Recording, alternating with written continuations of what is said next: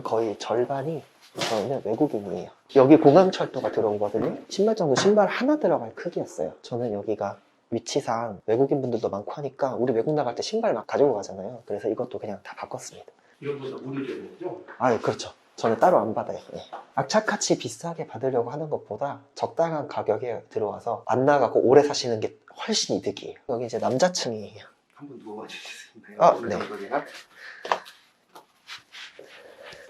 근데 이것도 아늑해요. 이 정도 사이즈. 키가 어떻게 되시죠? 저 174입니다. 180 정도 되면 좀 힘들 것 같기는 하네요. 네, 여기는 고시원이고요. 우리 흔히 말하는 방 안에 이제 화장실이 없는 고시원이고 저렴하게 인수를 해서 가성비 있게 수리를 부분적으로 거의 마쳤고요. 한 일주일 후부터는 손님을 받을 수 있습니다. 그럼 지금 몇 분 정도 계시거든요? 총 룸이 52개고요. 수리를 하는 동안 거의 3달 동안 손님을 못 받아서 20개 정도가 비어있고 30분 정도 있는 상태에서 부분적으로 수리를 했습니다. 그러면 방 좀 볼 수 있을까요? 지금 주말이라서 좀 쉬고 계셔서 조금 짧게 얘기하겠습니다. 복도도 제가 페인트 같은 것만 했고요. 어둡다 보니까 등 추가로 타공해가지고 등을 더 심었고 복도는 그 정도만 건드렸고 방은 내부를 좀 바꿨습니다. 3층은 여성 전용층이고 4층은 이제 남성 전용으로 운영을 하고 있어요. 여기는 창문이 있는 방이고 수리를 해서 35만 원 정도 받을 방이고요. 여기는 뭐 도배랑 뭐 싹 다 새로 했어요. 이제 필름 작업만 하면 되는 거고 이것도 짜가지고 맞춰서 넣고 아무래도 오래 계시려면은 수납이 제일 중요하거든요. 그래서 이것들을 다 밑으로 넣었어요. 네, 여기서 오래 계시는 분들을 쓸 수 있게. 근데 남자들은 누우면 딱 맞겠네요. 보통 길이가 고시원 침대가 한 190cm, 1900에 한 750, 75 이렇거든요. 그래서 키가 한 180 넘어가면은 조금 그럴 수는 있어요. 근데 거의 다 이런 사이즈입니다. 수납 같은 거는 기본적으로 충분히 있어야 되고요. 이 고시원 운영하는 데 있어서 제일 중요한 게 방이거든요. 다른 데가 조금 그래도 방은 무조건 쾌적해야 돼요. 깨끗해야 되고 수납 충분해야 되고 이런 기본적인 것들인데 그것만 해도 방은 잘 찹니다.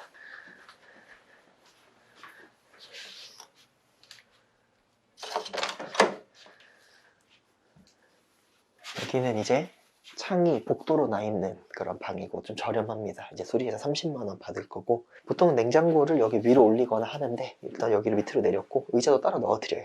안에서 생활을 하신다기보다는 자고 좀 편히 쉬시는 공간이라서 입실자분들 받는 거와 크게 연관이 없었고 여기도 이제 수납은 똑같이 맞췄어요. 여기가 이제 공용 주방이랑 세탁기가 있는데요.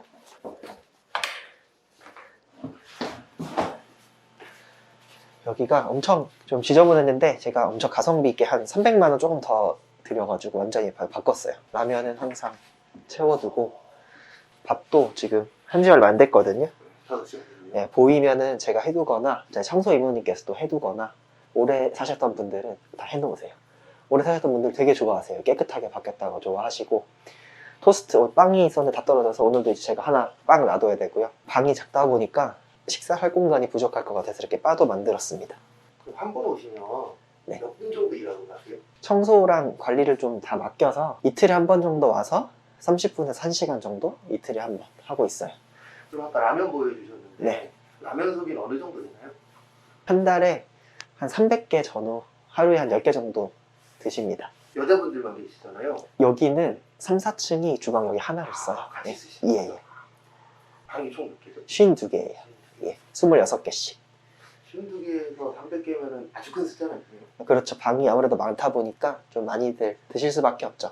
그리고 저는 좀 아끼진 않거든요. 왜냐면 이거 하나에 600원, 700원인데 300개 해봐야 20만 원도 안 돼요. 그래도 이게 있으면 무료로 그냥 끼니 해결할 수 있다는 든든함도 크기 때문에 입실자 한 분 더 받으면 남는 금액이잖아요. 그래서 이거를 전 다 무료로 제공을 하고 차라리 입실료를 한 1, 2만 원 높이고 확실하게 제공을 해주자. 건조기도 코인 건조기가 있었는데 저는 이것도 이제 여기 빈칸에 하나씩 무료로 제공할 예정이에요. 남자분들 방이 있고 여자분들 방이 있잖아요. 예, 예. 네. 보시면 어느 방이 이렇게 깨끗한가요? 제가 한 만 2년을 운영을 했는데 사람마다 다르긴 하지만 대체적으로 남자분들 방이 좀 깨끗하긴 한 것 같아요.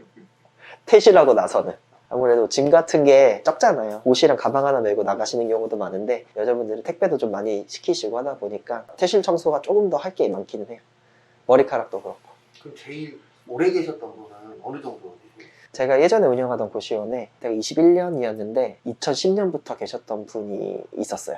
10년 넘게요? 예, 그분께서 있는 동안 원장이 4번 바뀌었다고 하더라고요. 그 고시원의 VIP.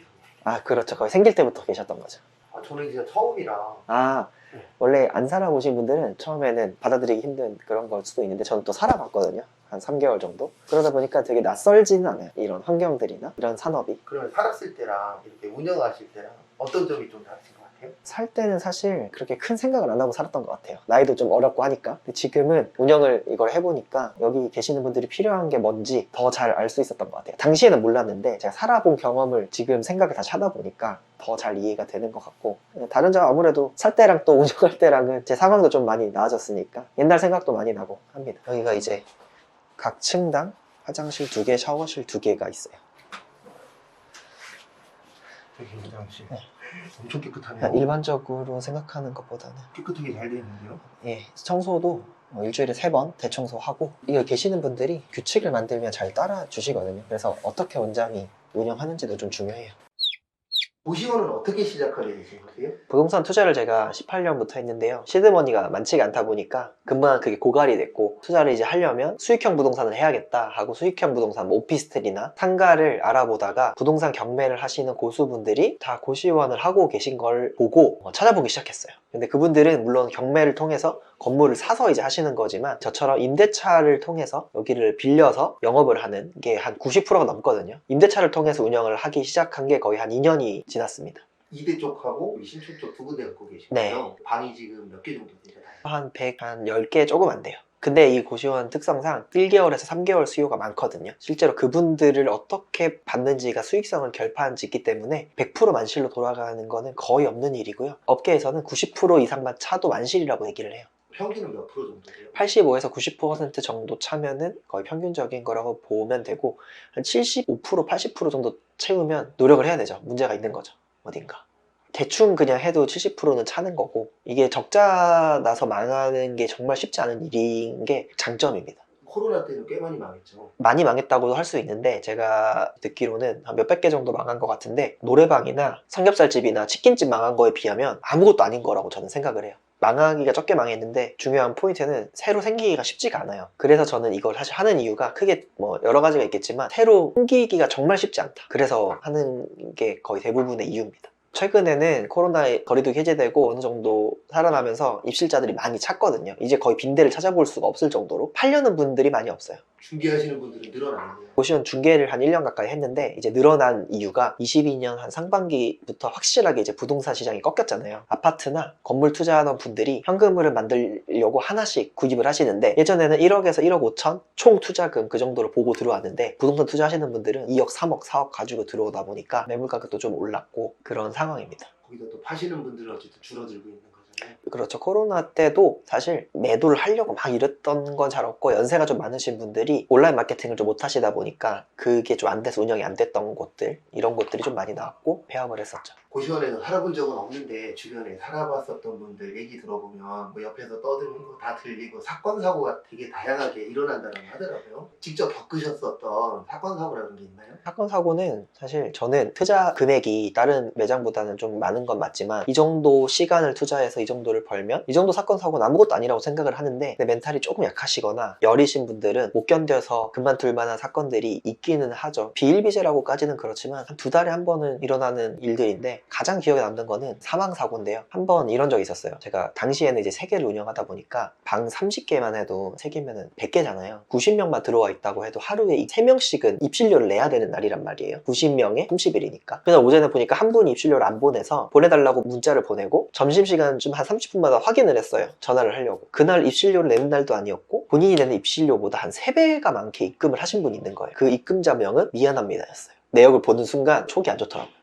바로 그 고시원으로 달려갔는데 차가 너무 막혀서 갇혀있다가 문득 혹시 자살기도를 해서 생사를 넘나들고 있지 않을까 해서 바로 112에 신고를 했습니다. 경찰분들이 도착을 한 3분 만에 했어요. 차를 잠깐 세우고 CCTV를 봤는데 문을 여시더니 두 분에서 이제 얼어있는 거예요. 그래서 제가 그 CCTV 영상을 보다가 알았죠. 뭔가 사건이 터졌다. 그래서 갔더니 이제 형사분들, 119 구급대분들, 과학수사대분들 뭐 이렇게 해가지고 한 10분이 웅성웅성 계셨고, 보니까 이제 자살을 하신 거였어요. 한 3-4시간 정도 이제 수습을 하고 저 경찰 조사를 받고 풀려났고 거기는 이제 비워뒀다가 수리를 다시 해가지고 영업을 했습니다. 하나 더 말씀을 드리면은 입실자분들이 전화가 막 새벽에 왔어요. 와가지고 보니까 자꾸 옷을 벗고 돌아다닌다. 여자분이 여성 전용이었는데 그래서 CCTV를 보니까 저는 이렇게 옷을 노출을 좀 한 줄 알았는데 정말 하나 실오라기 하나도 걸치지 않고 돌아다니고 계신 거예요. 그래가지고 바로 달려가서 경찰을 불러서 설득을 했어요. 보통 그럴 때 막 화를 내거나 안 나간다고 뻗팅기면 내보낼 방법이 소송인데 소송을 하면 또 한 세월이에요. 어르고 달래서 어느 정도 금전적인 거를 이렇게 한 돈 10만 원 쥐어드리고 내보냈습니다.